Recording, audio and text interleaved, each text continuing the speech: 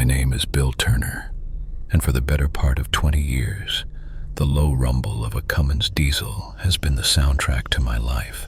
I've hauled everything from California oranges to Maine lobster, seen sunrises over the Rockies and sunsets that set the Louisiana bayous on fire. I've slept in truck stops that smelled of stale coffee and desperation, and I've shared lies and truths with other knights of the road over crackling CB radios. I've seen my share of weirdness, phantom headlights in the desert, strange lights in the sky over Nevada. But I'm a practical man. A loose wire, fatigue, a trick of the light. There's always an explanation. At least, that's what I used to believe. It was early October, the kind of day in the Appalachians where the trees look like they're bleeding gold and crimson. I was hauling a load of industrial machine parts from Knoxville, Tennessee to Harrisburg, Pennsylvania. It was a routine run, but this one was different. This one had a deadline that wasn't set by some dispatcher in a sterile office 1,000 miles away. This deadline was set by my little girl, Lily. Her 10th birthday was the next day. 10. The big 10. And I had promised her I'd be there. No excuses, no delays. I'd missed her 8th birthday because of a blizzard in Cheyenne and her 9th because of a busted axle in Flagstaff. Each time I'd heard the disappointment in her voice over the phone, a quiet little crack that broke my heart 1,000 times over. This year I swore on my wife Martha's grave would be different. I had the gift in the passenger seat, a telescope she'd been circling in a catalog for months. I could already picture her face. That's why my heart sank when I saw the sea of red taillights on I-81. A multi-car pileup, the radio announcer said, somewhere north of Roanoke. A chemical spill. They were shutting the interstate down in both directions, indefinitely. Indefinitely, I muttered, slamming my palm against the steering wheel. The rig, my trusty Kenworth I called Big Red, shuddered slightly. The GPS was a crimson snake of backed-up traffic. It would be 8, maybe 10 hours, maybe more. I wouldn't make it. The image of Lily's expectant face, slowly falling as the hours ticked by, flooded my mind. Not again. I couldn't do it to her again. I was stewing in my own frustration at a grimy little truck stop called the Mountaineer's Rest, nursing a cup of coffee that tasted like burnt dirt. It was there, spreading out an old, creased paper map I kept for emergencies, that I saw it. A thin, forgotten line snaking through the darkest green part of the map. Old Route 78. It branched off the state highway about 20 miles from here and looked like it cut straight through the George Washington and Jefferson National Forests, spitting you out just south of Staunton. It would bypass the entire mess on I-81. On the map, it looked like a perfect solution, a godsend. "Wouldn't take that road if I were you," a voice rasped. I looked up. An old-timer was sitting in the next booth, a man whose face was a road map of its own. He had a faded trucker cap and eyes that looked like they'd seen the end of every road in America. "Route 78?" I asked. "Looks like a good shortcut." He took a slow sip of his coffee. "Ain't a shortcut, son. It's a long cut. They shut her down for a reason back in '94. Too many folks got lost. Lost. It's a paved road, isn't it?" I chuckled, folding the map. "I'm in an 18-wheeler, not a Prius. I can handle a few potholes." The old man didn't smile. He just stared into his cup. "It ain't the potholes you gotta worry about. That road, it holds on to things. Voices, memories. It don't like to be disturbed, and it especially don't like to let go." I clapped him on the shoulder a little too heartily. "Appreciate the warning, old-timer. But I've got a 10-year-old who's expecting her dad. I'll take my chances." He just shook his head slowly, and as I walked out, I heard him whisper to himself, "They always do." Finding the turnoff for Route 78 was the first sign he might have been right. It wasn't marked, just a gap in the trees almost completely swallowed by overgrown rhododendron bushes. A rusted, bullet-riddled chain was strung between two concrete posts with a faded, barely legible sign hanging from it. "Road closed, no trespassing." For a moment I hesitated. This felt wrong, a distinct violation, but then my phone buzzed. A picture from my sister who was watching Lily. It was my daughter standing proudly next to a happy 10th birthday banner, her smile missing a front tooth. The caption read, "Waiting for Daddy." That was it. The hesitation vanished, replaced by pure, uncut determination. I grabbed the bolt cutters from my toolbox. The chain snapped with a rusty groan that sounded unnaturally loud in the quiet woods. I tossed the pieces into the underbrush, climbed back into Big Red, and nosed my rig into the forbidden road. The first few miles were just eerie. The asphalt was cracked and buckled, with weeds bursting through like green veins. The forest pressed in on both sides, a solid wall of trees so thick and tall they blotted out the afternoon sun, plunging the road into a premature twilight. The silence was the most unnerving part. No birds, no squirrels skittering across the pavement, just the hum of my engine and the crunch of gravel under my tires. It felt like I was driving through a photograph. About 10 miles in, the technology started to die. First, the GPS on my dash flickered, the friendly female voice cutting out mid-sentence. The screen went blank, then rebooted, showing my truck as a tiny arrow floating in a vast, empty expanse of green. No roads, no towns, nothing. Useless. I wasn't worried. I had the paper map and a pretty good sense of direction. Then the satellite radio cut out. 1 second I was listening to Johnny Cash, the next just a blanket of hissing static. I switched to the regular FM dial, more static. AM, the same, a deep penetrating hiss that seemed to suck all the other sound out of the cab. Now a little knot of unease tightened in my gut. 20 years I've been driving, and I've never been in a place that could kill every band of radio signal at once. It was like the forest itself was a giant dead zone. I flicked on the CB, more out of habit than anything. "Breaker 19, anyone got a copy on this old 78? I asked, my voice sounding small in the suddenly silent cab. Static. I was about to turn it off when a sound came through. It was faint, buried under the hiss, but it was there. Laughter. It was children's laughter. Distant, echoing, like it was coming from the bottom of a well. My blood went cold. I scanned the woods on either side of the road. Nothing. Just trees. I told myself it was interference, some stray signal bouncing around the mountains, but it didn't sound like any signal I'd ever heard. It sounded organic, and it was getting closer. I pushed the accelerator down. Big Red's engine roared, a comforting, powerful sound in the oppressive quiet. The laughter faded, and I let out a breath I didn't realize I was holding. It was just my mind playing tricks on me. The old man's stories, the creepy road. It was getting to me. I needed to focus on Lily. Another 20 minutes passed. The road twisted and turned, a black ribbon through the endless woods. I checked my watch. I should have been nearing Staunton, or at least seeing signs of civilization. But there was nothing, just more trees, more broken asphalt. And then the CB crackled again. This time, there was no static. The sound was perfectly clear. It was a voice I hadn't heard in 5 years. A voice I only heard in my dreams. "Billy, honey, is that you?" I froze. My hands locked on the steering wheel. It was my mother's voice. She died of cancer 5 years ago. I'd held her hand as she took her last breath. There was no doubt, no mistaking it. The gentle, lilting accent. The way she called me Billy, something no one else had done since I was a kid. "Mom?" I whispered, my voice trembling. "You're going the wrong way, Billy." The voice cooed, warm and loving. "This isn't the road home. Turn around. Come back to me." My heart was hammering against my ribs like a trapped bird. This was impossible. A prank. Who could possibly?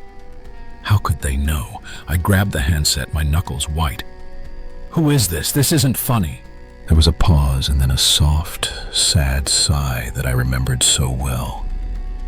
"I've been so lonely, Billy. It's so cold here. Just turn the truck around. It's so easy."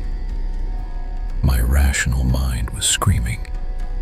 It's a recording. It's a signal bleed. It's anything but what you think it is. But my heart was breaking all over again. I could feel tears welling in my eyes. I wanted to believe it so badly. "Where are you, Mom?" I asked, my voice cracking. The laughter returned, colder this time, right behind her voice. The children's laughter. And woven into it was my mother's voice. No longer warm, but thin and reedy. "We're all here, Billy. We're waiting for you. We're in the pines." I threw the handset down like it was red hot. A cold, chemical dread washed through me, extinguishing every other emotion. This wasn't grief. This wasn't a prank. This was something else, something ancient and predatory. The old man's words echoed in my head. "It don't like to let go." I slammed my foot on the accelerator. Forget the load, forget the schedule. I just wanted off this godforsaken road. Big Red surged forward, the tires screaming. The trees became a solid, blurry wall of green and black. I had to get out. I had to get back to the light. I drove for what felt like an hour, my eyes glued to the road, refusing to look at the dark woods. I passed a landmark, a rusted-out '57 Chevy, its chrome grille grinning from a ditch half swallowed by kudzu. It was distinctive, a sign that I was making progress. 20 minutes later, my breath hitched. There it was again, the '57 Chevy, in the same ditch, covered in the same kudzu. "No," I said aloud, my voice shaking. "No, no, no." I must have gotten turned around, taken a fork I didn't see, but there hadn't been any forks. The road was a single, unwavering line. I kept driving, faster now, sweat beading on my forehead and dripping into my eyes. My knuckles were bone white on the wheel. I was looking for anything different, and then I saw it. Up ahead, standing alone in a small clearing, right beside the road, was a massive, ancient-looking white pine. It was huge, easily 5 feet in diameter, its branches clawing at the sky. It was out of place among the oaks and maples. As I roared past, something caught my eye. Carvings on the trunk. I drove for another 15 minutes, my panic rising with every passing second. The road began to feel like a treadmill, and then, like a recurring nightmare, I saw it up ahead. The clearing, the giant white pine. This time, I slammed on the brakes.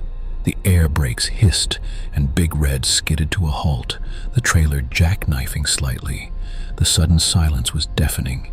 I sat there, engine idling, staring at the tree. My mind refused to accept what my eyes were telling me. I was in a loop. The road was a loop, and this tree was its anchor. I had to get out. I had to see it up close. Maybe it was a different tree. It had to be. Leaving the engine running, I swung open the cab door. The air that hit me was shockingly cold, smelling of damp earth and pine needles, an unnaturally sweet scent. My boots crunched on the gravel as I walked toward the tree, each step feeling heavier than the last. The whispers were back, all around me, seeming to come from the trees themselves. Soft, sibilant sounds, like secrets being told in a dead language. As I got closer, I could see the carvings clearly. They weren't lovers' initials inside a heart. They were names, full names, and dates. Jedediah Miller, 1954. Sarah Beth Collins, 1972. Ricky Gomez, 1988. There were dozens of them, maybe more, spiraling up the massive trunk. Some were old and weathered, the bark having almost grown over them. Others seemed newer. They looked less like they were carved with a knife and more like they were clawed into the wood, shredded by desperate fingernails. A litany of the lost, the folks who got lost, as the old-timer had said. My eyes scanned the names, a morbid curiosity taking hold of me. Truckers, travelers, families who took a wrong turn. They all ended up here, their final testament scratched into this horrifying monument. My gaze traveled down the trunk, towards the base, near the gnarled roots that dug into the dark soil. And then I saw it. There was one carving that was completely fresh. It was low to the ground, separate from the others.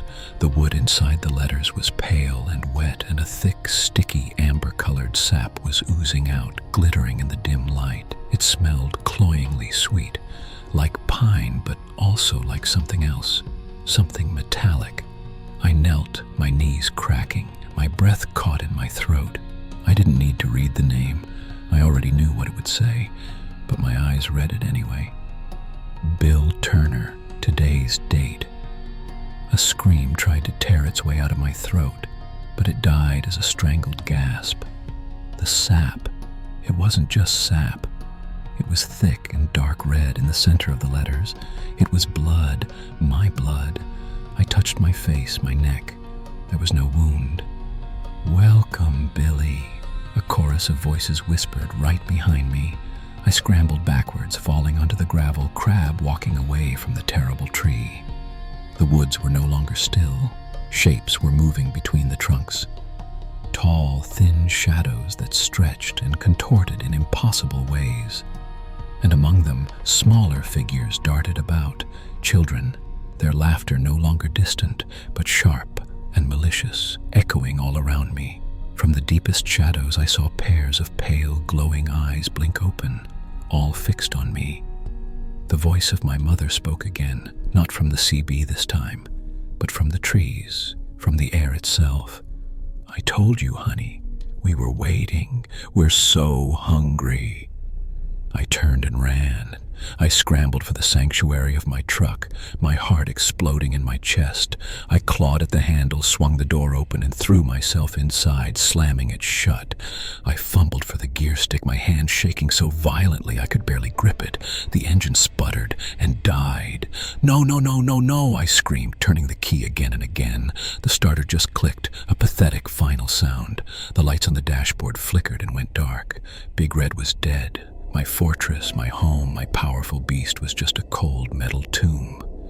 A small thump hit the driver's side window. I flinched. It was a child's handprint, small and pale, appearing on the glass. Then another and another. They started appearing all over the windshield, the windows, smeared and ghostly. The laughter was right outside now, a cacophony of cruel mirth.